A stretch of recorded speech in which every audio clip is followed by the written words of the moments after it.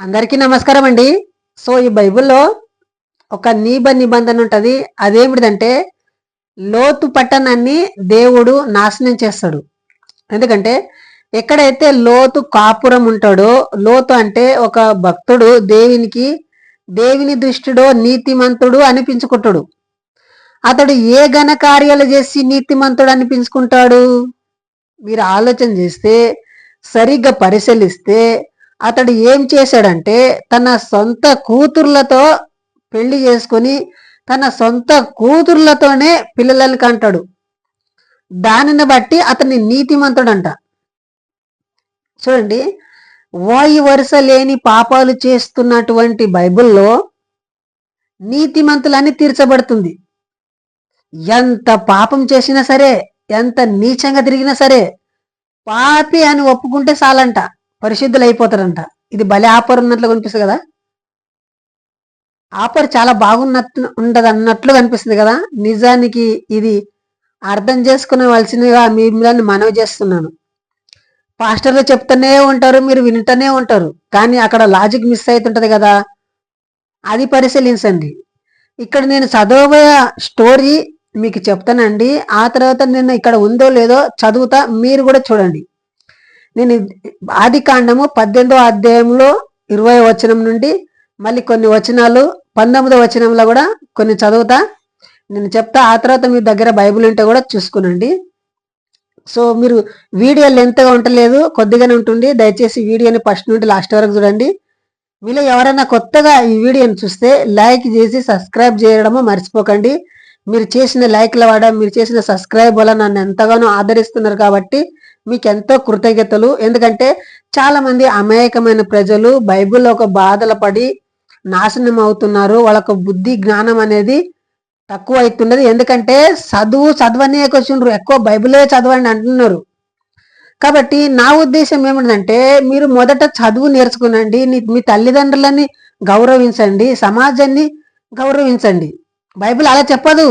ఎవరైనాను నన్ను ప్రేమిస్తే నీ తల్లిని కానీ తండ్రిని కానీ నాకంటే ఎక్కువగానే ప్రేమిస్తే నాకు పాత్రలు కాదు అంటది.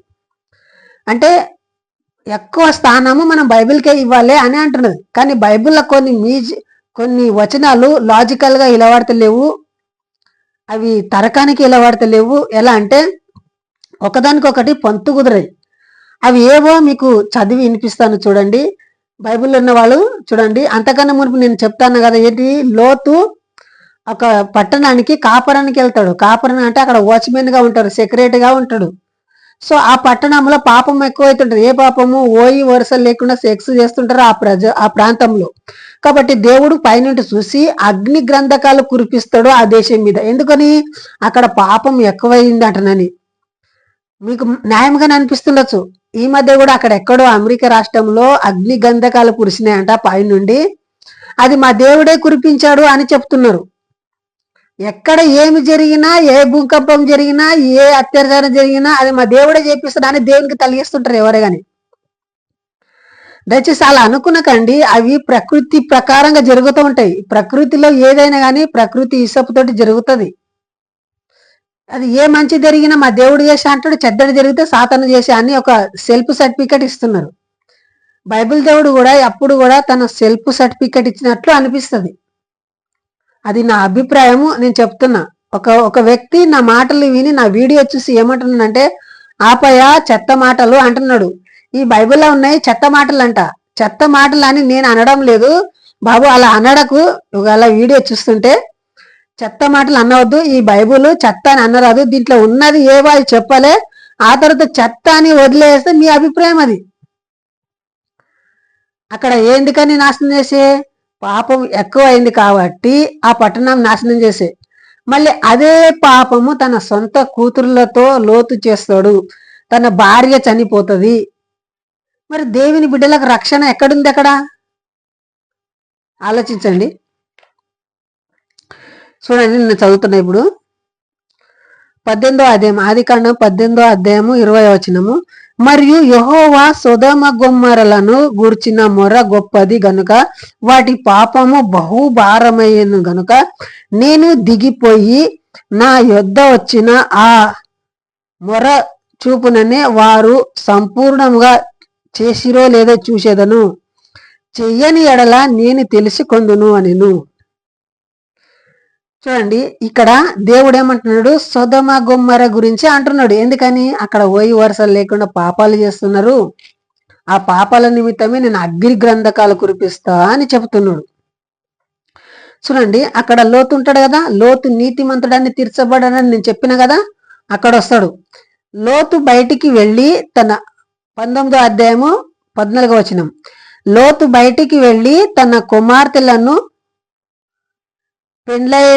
పెండ్లి ఆడనయ్యున్న తన అల్లుళ్లతో మాటలాడి, లేండి ఈ చోటు విడిచిపెట్టి రండి, యెహోవా ఈ పట్టణమును నాశనం చేయబోతున్నాడని చెప్పెను. అయితే అతడు తన అల్లుల దృష్టికి ఎగతాళి చేయవలెనని ఉండెను. తెల్లవారినప్పుడు ఆ దూతలు లోతును త్వరపెట్టి, లెమ్ము, ఈ ఊరి దోషి శిక్షలో నశించిపోకున్నట్లు నీ భార్యను ఇక్కడి నిన్న నీ 2 కుమార్తెలను తీసుకొని రమ్మని చెప్పిరి. అతడు తడువు చేసెను. అప్పుడు అతని మీద యెహోవా కనికరపడుట వలన ఆ మనుషులు అతని భార్య చేతిని అతని 2 కుమార్తెల చేతును పట్టుకొని వెలుపలికి తీసుకొని వచ్చి ఆ ఊరి బయట నిలిపిరి. ఆ దూతలు వారిని వెలుపటికి తీసుకొని వచ్చిన తర్వాత ఆయన, నీ ప్రాణము దక్కించుకొనున్నట్లు పారిపోము, నీ వెనుక చూడకుము, నీ మైదానంలో ఎక్కడను నిలవక నీవు నశించి పోకుండా నీ పర్వతమునకు పారిపోమని చెప్పగా, చూడండి, ఇక్కడ వాళ్ళ బట్టలు తీసుకోవడం లేదు, బంగారు తీసుకోవడం లేదు, ఎడ్లు గొర్రెలు మొత్తం అక్కని విడిచిపెడుతున్నారు. దేవుడు వాటిని కూడా తీసుకునేలే కదా, వాటిని కూడా రక్షించాలి కదా, వాళ్ళకున్న ధనాకారాన్ని కూడా రక్షించాలి కదా. అలా రక్షించడు. ఈయన మాత్రము వేరేళ్ళ కొల్లసం అంతా తీసుకొచ్చి యెహోవా మందిరంలో పెట్టుకుంటారు. ఆ రిఫరెన్స్లు కూడా ఇస్తా. ఆకోన్ అనే వ్యక్తి ఉంటాడు. ఈ ఆకోన్ అనే ఒక గ్రూప్ లో పోయి వేరే పట్టణంలోకి పోయి అక్కడ ఫైటింగ్ చేసి అక్కడ కొట్లాడి అక్కడున్న వెండి బంగారం మొత్తం దోచుకుని వచ్చి యెహోవా ధనాగారంలో పెడతారు. మరి ఇక్కడ ఈ లోతుది కూడా కొన్ని వస్తువులు ఉంటాయి కదా, వేసుకునే దుస్తులు ఉంటాయి కదా, ఎద్దులు గొర్రెలు కష్టపడి సంపాదించిన మొత్తంని కాల్చేస్తాడు దేవుడు. అప్పుడు నా సంపాదన అంతా కాలిపోయని అంటనని ఆమె భార్య ఇట్లా వెనకకు మళ్ళీ చూస్తుంది. చూసిన వెంటనే ఉప్పు స్తంభం అయిపోతుంది. చూడుము, ఈ మైదానంలో ఎక్కడైనాను నిలవక నీవు నశించిపోకుండా ఆ పర్వతమును పారిపోమని చెప్పగా, లోతు, ప్రభువా అలాగూ కాదు, ఇదిగో నీ కటాక్షము నీ దాసుని మీద వచ్చినది, నా ప్రాణము రక్షించుకోవటం వలన నా ఎడల కనికరపరిచిన నీ కృప ఘనపరిచితివి. నేను ఆ పర్వతమును తప్పించుకొని పోలేను. ఈ కీడు నాకు సంభవించిన చచ్చిపోదునేమో. ఇదిగో పారిపోవుటకు ఈ ఊరు సమీపంలో ఉన్నది, అది చిన్నది గనుక అక్కడికి తప్పించుకొని పోనిమ్మని. అది చిన్నది కదా, నేను బయలుదేరనని చెప్పినప్పుడు ఆయన, ఇదిగో నీవు చెప్పిన ఈ ఊరు నాశనం చెయ్యను, ఈ విషయంలో నీ మనవి ఆలకించుదునని నీవు త్వరపడి అక్కడికి తప్పించుకొని పొమ్ము, నీవు ఎక్కడ చేరు వరకు నేనేమి చేయలేనని అందుచేత ఆ ఊరి సోయారు అను పేరు పెట్టబడెను. లోతు సోయరునకు వచ్చినప్పుడు ఆ దేశమున సూర్యుడు ఉదయించెను. అప్పుడు యెహోవా సొదొమ గొమొర్రాలను యెహోవా యొద్ద నుండి అగ్నిగంధకములు అగ్నియు ఆకాశం నుండి కురిపించి ఆ పట్టణమును ఆ మైదానం అంతటిని ఆ పట్టణములోనున్న నివసించు వారిని అందరినీ నేల మొలకలను నాశనం చేసెను. చూడండి, అక్కడ ఉన్న అన్నిటినీ నేల మొలకలను కూడా ఇడిసిలేడంట దేవుడు, మొత్తాన్ని నాశనం చేశాడంట. చూడండి, నాశనం చేసే వ్యక్తికి దేవుని లక్ష్యాలు ఎలా ఉంటాయి మీరు గ్రహించండి. ఎలాగంటే యేసు ప్రభు ఒక చెట్టు దగ్గరికి వెళ్తాడు. ఆ చెట్టు దగ్గరికి వెళ్ళినప్పుడు దానికి ఫలాలు లేకుంటాయి కాబట్టి దాన్ని నశింపజేస్తాడు. చూడండి, ఫలించని చెట్టుని ఫలించేలాగున చేయలే దేవుడు అనేటోడు. పాడైపోయిన పట్టణాన్ని బాగా చేయలే. ఆల్రెడీ పాడైపోయింది లోతు కుటుంబం, లోతు పరివారము, లోతు పట్టణము. దాన్ని మళ్ళింతగా పాడు చేసేసాడు దేవుడు. యేసు ప్రభు ఏం చేశాడంటే ఫలించని చెట్టు ఉంటది, ఆ ఫలించని చెట్టుకు మరింత ఫలించకుండా చేశాడు. దయచేసి ఆలోచించండి. ఈ కట్టడాల వల్ల ఏమంటే ఒక ఆజ్ఞ ఇస్తాడు, మీరు వెనకకు చూడకూరు అంటున్నాని లోతుకు అన్నప్పుడు లోతు భార్య వెనుకకు మళ్ళీ చూస్తుంది. వెనుకకు మళ్ళీ చూసిన వెంటనే ఆమె కూడా చనిపోతుంది. చనిపోయిన వెంటనే ఇతనికి లోతుకు శరీర కోరికలు తీర్చుకోవడానికి ఎవ్వరూ లేకుంటారు అక్కడ. కాబట్టి తన సొంత కూతుర్ల దగ్గర పోయి వాళ్ళకు కడుపులు చేసి వాళ్ళకు బిడ్డలయ్యేటట్లు చేసిండు. చూడండి, అక్కడ సొదొమ గొమొర్రా చేసిన పట్టణమే పాపమే వీళ్ళు చేసిరి. ఎట్లయితే సొదొమ గొమొర్రా పట్టణంలో నాశనం ఉండెనో, నాశనకారమైన పాపాలు చేస్తున్నారో, అదే ఒక పాపం ఈ లోతు కూడా చేసి, మరి లోతుని ఎవరు శిక్షించలేదు.